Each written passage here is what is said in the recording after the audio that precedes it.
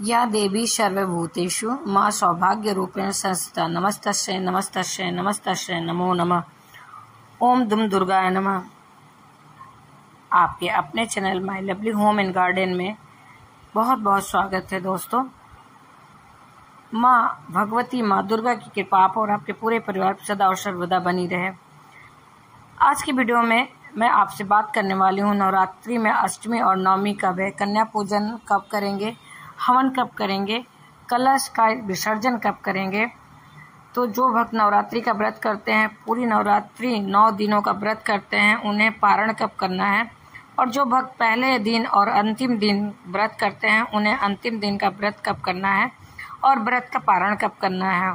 अगर आप पीरियड में हैं तो कन्या पूजन, हवन इत्यादि कैसे करेंगे, इस वीडियो में आपको इन सभी प्रश्नों के उत्तर मिल जाएंगे। तो वीडियो को अंत तक जरूर ही देखिए और वीडियो पसंद आए तो लाइक तो जरूर ही किया कीजिए, क्योंकि आपके लाइक्स और कमेंट्स हम लोगों के लिए बहुत महत्वपूर्ण होते हैं। उसी से पता चलता है कि वीडियो आपको अच्छे लगते हैं और आपके लिए उपयोगी हैं। अगर वीडियो आपके लिए उपयोगी है तो अपने फ्रेंड्स और फैमिली में भी ज़रूर शेयर करिए। आप पहली बार मेरे चैनल पर आए हैं तो मेरे चैनल को सब्सक्राइब करिए, बेल नोटिफिकेशन अवश्य ही दबाइए, जिससे कि आने वाली वीडियो आपको समय से प्राप्त हो सके। तो दोस्तों, पहले जानते हैं कि अष्टमी तिथि कब प्रारंभ हो रही है, कब समाप्त हो रही है। अष्टमी तिथि का प्रारंभ हो रहा है 10 अक्टूबर को दोपहर में 12:32 पर और अष्टमी तिथि का समापन होगा 11 अक्टूबर को दोपहर में 12:07 पर। फिर 11 अक्टूबर को दोपहर 12:07 में नवमी तिथि का प्रारंभ हो जाएगा। ऐसे में जो लोग अष्टमी करते हैं, जिनके यहाँ कन्या पूजन अष्टमी के दिन होता है, या कई भक्त जो कि मासिक दुर्गा अष्टमी का व्रत करते हैं, उन्हें कब करना है। देखिए, जब भी हम अष्टमी की बात करते हैं तो सूर्योदय कालीन अष्टमी ही मानी जाती है। कभी भी, चाहे आपको 1 घंटे के लिए ही सूर्योदय का समय प्राप्त हो अष्टमी का, तो उसी दिन हमें व्रत करने चाहिए, उसी दिन का व्रत मान्य होता है।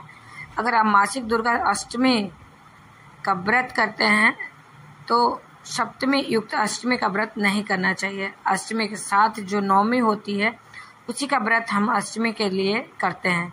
इसी प्रकार से जब हम कन्या पूजन करते हैं तब भी हम सूर्योदय कालीन अष्टमी ही लेते हैं।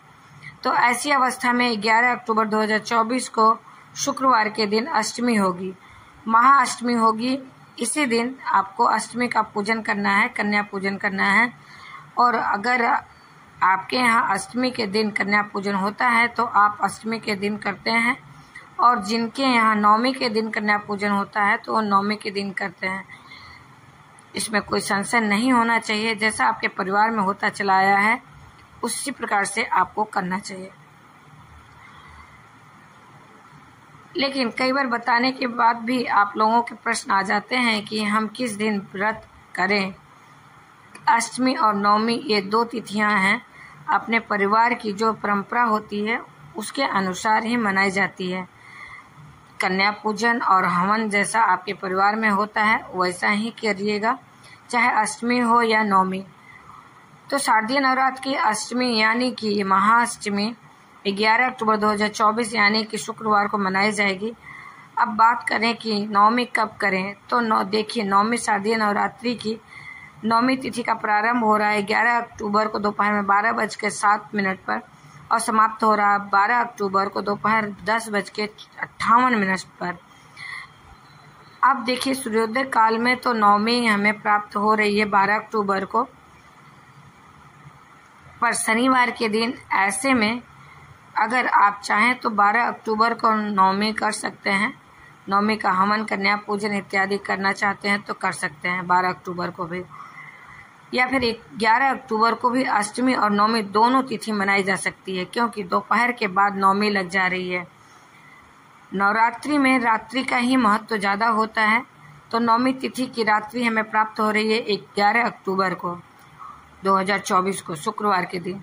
माँ सिद्धिदात्री की जो विशेष पूजा होगी वो 11 अक्टूबर की रात्रि में ही होगी, शुक्रवार की रात्रि में।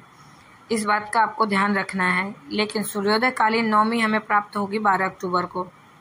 बहुत से भक्त जो सूर्योदय कालीन तिथि को मानते हैं नवमी या कई लोग ऐसे हैं जो दशमी में कन्या पूजन करते हैं, दशमी में हवन करते हैं, समापन करते हैं। नवरात्रि का तो 12 अक्टूबर को भी कर सकते हैं। वैसे 11 अक्टूबर को अष्टमी और नवमी आप दोनों मना सकते हैं। अगर आपके यहाँ अष्टमी का पूजन 11 को दोपहर, अष्टमी का पूजन होता है तो आप 11 अक्टूबर को दोपहर से पहले कन्या पूजन, हवन इत्यादि कर लीजिए और इसके बाद नवमी मनाई जाएगी। नवमी में ही कन्या पूजन किया जाता है। वह चाहे तो 11 अक्टूबर को दोपहर के बाद भी कन्या पूजन, हवन इत्यादि कर सकते हैं और अगर आप ऐसा नहीं करना चाहते हैं तो 12 अक्टूबर को कर लीजिए। सुबह 10:54 तक नवमी तिथि रहेगी, तो तब तक आप कन्या पूजन, हवन इत्यादि, नवरात्रि का समापन, कलश का विसर्जन, ये सभी चीज़ें 12 अक्टूबर को कर सकते हैं। अब देखिए अष्टमी तो 11 अक्टूबर के ही मनाई जाएगी। नवमी आप अपनी इच्छा के अनुसार 11 को भी कर सकते हैं और 12 को भी कर सकते हैं। जो भी आपकी इच्छा हो ठीक उसी प्रकार से आप कर सकते हैं। जैसा भी आपका मन माने या जैसा भी आपके परिवार में होता है वैसा आप लोग कर सकते हैं। अब बात करते हैं विजयदशमी के बारे में कि दशहरा कब है। तो दशहरा 12 अक्टूबर 2024 शनिवार के दिन दशहरा है।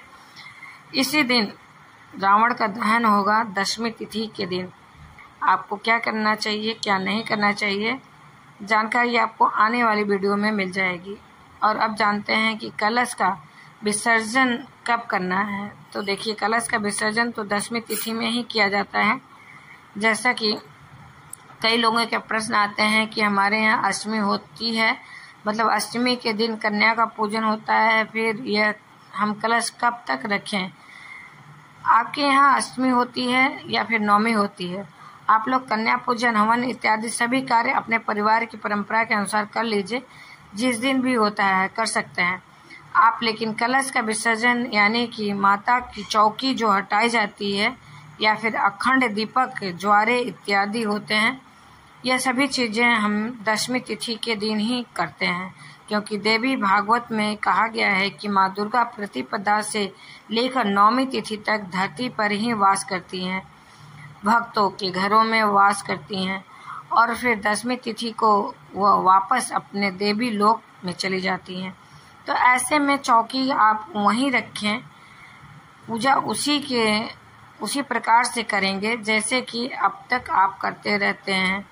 माँ सिद्धिदात्री की पूजा करने के बाद ही हम लोग चौकी हटाते हैं, क्योंकि जब तक माँ सिद्धिदात्री की पूजा नहीं होती तब तक आपकी पूजा का संपूर्ण फल नहीं मिलता है, तब तक आपकी पूजा को सिद्धि नहीं मिलती है। इसीलिए यह बहुत ज़रूरी है कि नवरात्रि की 9वीं तिथि पर माँ दुर्गा के 9वें स्वरूप माँ सिद्धिदात्री की पूजा भी उसी प्रकार से विधि विधान से करें, तभी हमारी पूजा संपूर्ण फल हमें मिलता है और तभी हमारी मनोकामनाएं पूर्ण होती है। तो माँ के 9वें स्वरूपों की पूजा 9वीं तिथि पर ही समाप्त होती है। इसलिए माँ सिद्धिदात्री की पूजा आपको जरूर करना है। इसके लिए चौकी वहीं रखिए, आप कन्या पूजन कर लीजिए, हवन कर लीजिए, जो भी आपके नियम होता है कर लीजिए, लेकिन चौकी नहीं हटाइए। अगर आपने अखंड दीपक रखा है तो 9वीं तिथि के समाप्त होने तक अखंड दीपक प्रज्वलित रहना चाहिए। ऐसे में कलश का विसर्जन 12 अक्टूबर 2024 शनिवार को किया जाएगा। अब जैसे कई भक्तों के प्रश्न आएंगे, मतलब बेवजह आप लोग मन में संशय पाल लेते हैं कि शनिवार के दिन माँ का विदाई नहीं होती है। लेकिन देखिए, तिथि है और देवी देवता की पूजा में तिथियों का ज़्यादा महत्व होता है, दिनों का उतना महत्व नहीं होता है। ऐसे में जब 9वीं तिथि हमें प्राप्त होगी उसी दिन कलश का विसर्जन किया जाता है। ठीक, तो सूर्योदय काल में 9वीं तिथि हमें 12 अक्टूबर को प्राप्त हो रही है, इसलिए कलश का विसर्जन 12 अक्टूबर को ही किया जाएगा और 12 अक्टूबर 2024 को सुबह 10:58 तक कलश का विसर्जन आप कर सकते हैं। और अब बात करते हैं कि अगर आप नवरात्रि में पूरे 9 दिनों का व्रत करते हैं तो आपके लिए पारण का शुभ मुहूर्त क्या होगा कि इस दिन आपको अपना व्रत खोलना चाहिए। नवरात्रि में अगर आप 9 दिनों का व्रत करते हैं तो आपको व्रत खोलना है 12 अक्टूबर 2024 को सुबह 10:58 से पहले आप अपना व्रत खोल सकते हैं। जब हम पारण करते हैं, अपना व्रत खोलते हैं, तो उससे पहले कलश का विसर्जन कर लेते हैं। मतलब आप सुबह उठकर पहले जैसे पूजा करते हैं प्रतिदिन, उसी प्रकार से पूजा करेंगे, माँ की आरती करेंगे, माँ को भोग लगाएंगे और इसके बाद विधि विधान से उनकी पूजा करेंगे, प्रार्थना करेंगे, क्षमा प्रार्थना करेंगे।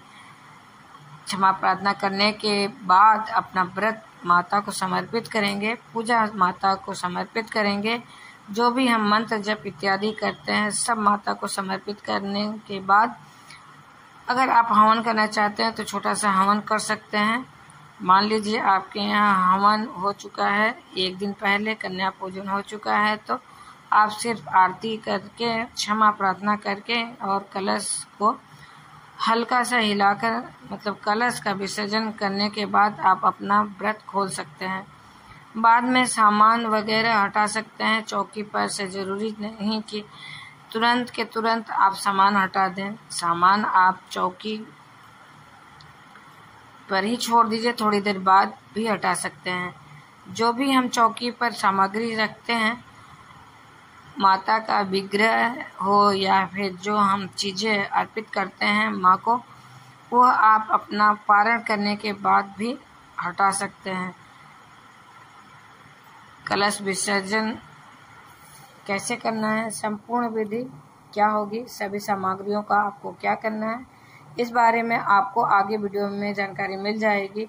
और कन्या पूजन कैसे करना है, कन्याओं को क्या देना है उपहार में, इसके अलावा हवन कब और कैसे करना है, ये संपूर्ण जानकारी आपको आने वाली वीडियो में मिल जाएगी।